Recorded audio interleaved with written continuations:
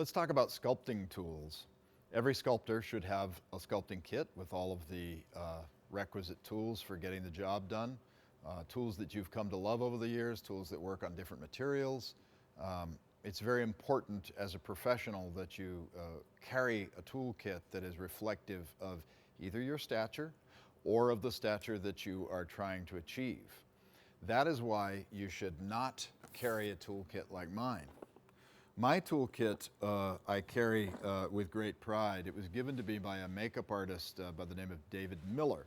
Dave Miller was the guy who did the first Freddy Krueger on the very first Nightmare on Elm Street. And we were working in 1985 on Cocoon, and he noticed that I was carrying my tools in a little plastic baggie, and he said, "Hey, I'm getting rid of this piece of crap. Do you want it?" And I said, "Do I ever?" And I took it, and I have never had another toolkit other than this. If you look, it's called the Rebel. It's actually a fishing tackle box, so I assume that in some parts of the country, fishing is an act of rebellion. But it also is symbolic for me because the word rebel could also be pronounced rebel. And that's what I say you should do against common wisdom, all right?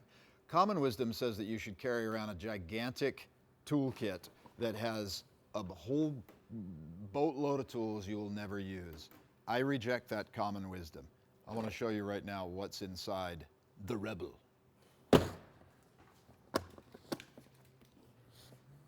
All right, first of all, you'll notice that there is a sticker of Pumpkinhead, and that tells you how far back this goes. Well, I already said it goes back to 1985, but these were the Topps bubblegum cards that came out, I don't know, a year after the movie came out, and I thought, cool, I'm going to load this whole thing up with all of the great monsters that I'm involved with, and well, you can see I'm still working on that one. Anyway, let's take a look at what else is inside the Rebel. This is an interesting thing. It's not a tool, but it's a little tiny octopus or an octopi. And one of the guys brought this back from a sushi restaurant and poured silicone on it and made a cool little mold. So I have this really awesome little casting of an octopi. Here's another thing, a baby ear. Not just any baby. This is my first daughter, her ear, Camille. This was when she was a week old. She's 22 now. Again, history, the Rebel. Okay, let's take a look. I don't know why I have hair in it. You don't have to carry hair in your sculpting kit. Some of the tools that you'll see here are ones that I use, and I'll tell you which ones I use and which ones I never even touch. I rarely ever use this thing. Sometimes I'll use the point for certain texturing or deepening wrinkles or something like that. This one's kind of not so great. We'll put that in the not so great pile. This is really good. These little kind of wood tools with little wire loops. Very nice little tools.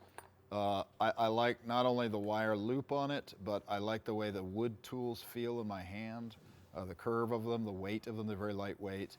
And there's something about this curved back allows you to kind of plane this way, or you can plane that way. And then the loop tool is very nice for lots of tight, hard to reach places.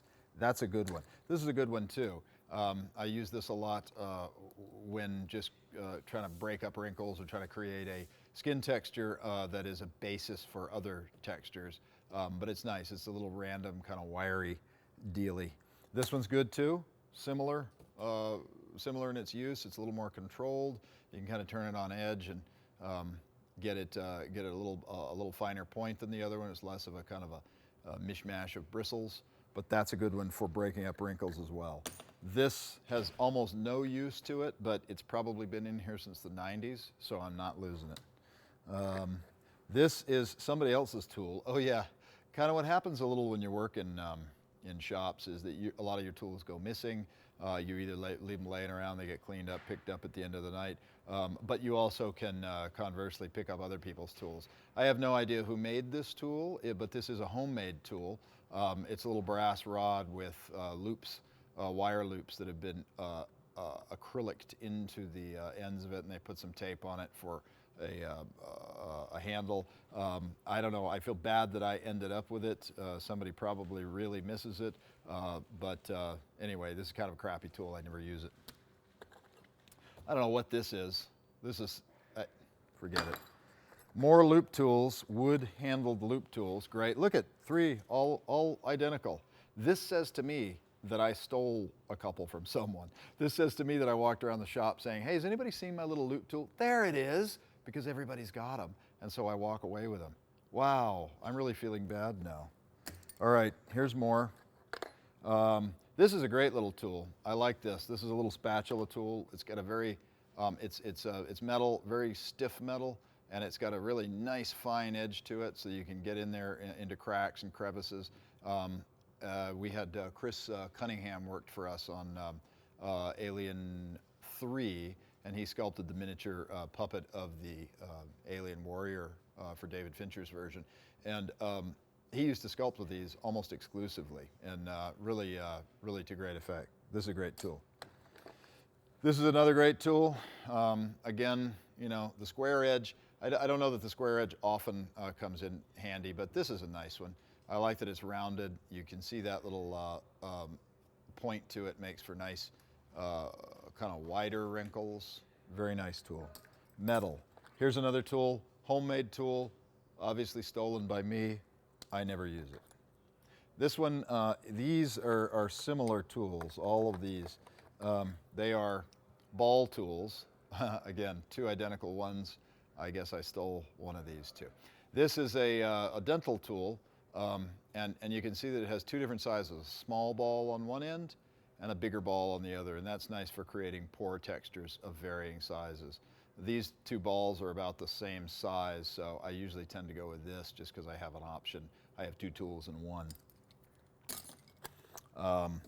This one I never used. This looks like it was from some kind of kitty toy, I don't know, leather working, no good. Oh, these are very nice tools. Different kind of loop tools. Aluminum handled, very lightweight, very clean.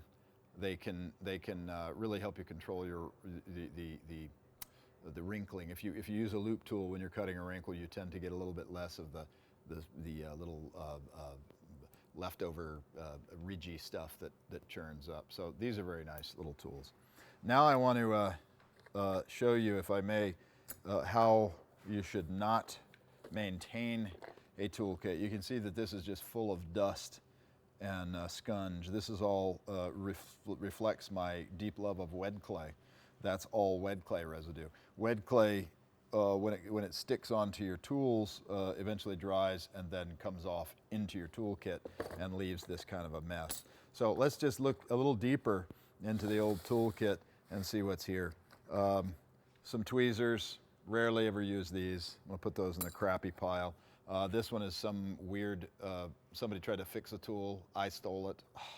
I don't know. I-forms, I like to keep some I-forms around. These are kind of nice little vacuum-formed eye shells that you can cut apart. But again, they've been here since 2002, and I've never used them. A ball bearing, never used this either. Although ball bearings are great to stick into sculptures to get a perfectly round orb of an eye. You can use marbles or whatever also, but ball bearings are nice because if you sculpt that round eye, chances are it's going to be a little funky. It's not going to be quite as perfect, and this really helps your sculpture look like it's cleaned up. I used to carry a mirror in my toolkit, and this is what's happened to it. Doesn't even fit together anymore. Crappy. All right, I'm just going to dump some things out on the table because the rest of it is such a mess that we'll sift through it right now. And actually, what you're doing right now, in addition to learning, is you're paying to watch me clean out the rubble. I'm not sure how you feel. Look at that. Oh, God. Oh. Well, here's a tool I've never even opened. It's some kind of sanding, whatever. All right, rather than tell you about the tools that I don't like, let me find any tools that I do like here. Here is a fave tool of mine. This is another wooden tool with a loop, but this loop has, is kind of a, what would you call it? What is it? It's ridged, right? It's a ridged piece of wire that's been twisted, and it gives you just a really nice raking surface. It's kind of a mid-sized tool, so you know, this is a tool that if you're working on a large body, this would be about like the third tool that you'd pick up after you move through the larger ones. If you're working on a face, it's probably the first tool you would use to kind of, you know, start smoothing a larger or sort of mid-sized surface, but this is a great tool.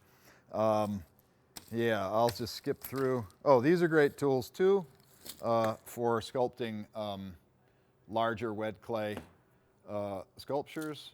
Well, you can use them on anything, but I love it for wet clay. You can see that this surface has serrated edges that have been blunted on the tips, so they're not digging too deeply in, but it's a really nice tool for shaping large stuff.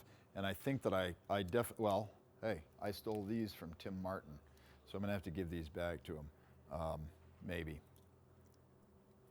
Anyway, those are good tools. More tweezers I never use. Oh, okay, there, the famous serrated kidney. This is just a nice little piece of metal, again, with serrations that have been blunted on the end. I just took it, and when you buy these, they generally have real deep points to them. I just took it on a belt sander and knocked those down, and I like the feel of that much better. But this is nice for large surfaces. You can kind of hold it and get a good broad smoothing out of this one. Wooden kidney. Don't really use this too much. It does look nice though, because it's wood. Wood tools always look nice. There's rubber kidneys as well that are very good for smoothing out wet clay. This one is okay for that, but I guess I kind of just like it because it's wood. I don't know. Little knife like this. This knife is really wimpy. It's not like a proper knife that, you know, you go to cut things and it just does that. It's not tempered or anything like that. So I would have to put, even though I've had it for years, I'd have to put that in the no good pile. Oh, here's another little ball tool. This you can see how tiny these ball tools can get. This has a tiny little ball on the end, which is good for super small pores.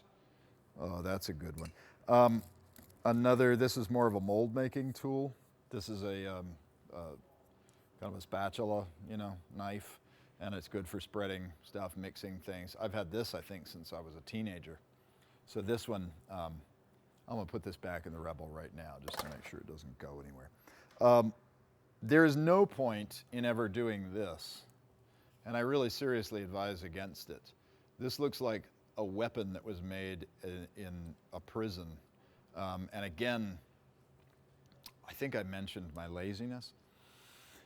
Rather than find an actual working knife, I just kind of kludged one together, and it's really ineffective. I mean, and it's dangerous to have it in a toolkit, so I don't advise you, but I'm just going to put it back in the Rebel right now. I'll put it so the point is sticking up so that it reminds me when I cut my hand open not to ever do that again. All right, so that's really about it. So if you boil it down to the tools I use, they are just a handful of tools. And I don't know that you really need more than this. I mean, I could live with these tools right here. Honestly, no matter how many tools anybody carries around, sculptors really do gravitate towards a small handful of tools that they really like. But if you're going to rely on this small number of tools, make sure that you mark them, because as we've seen, they can kind of walk away from you. My tools are marked. For instance, this one I have engraved, and it says Stan Winston Studios.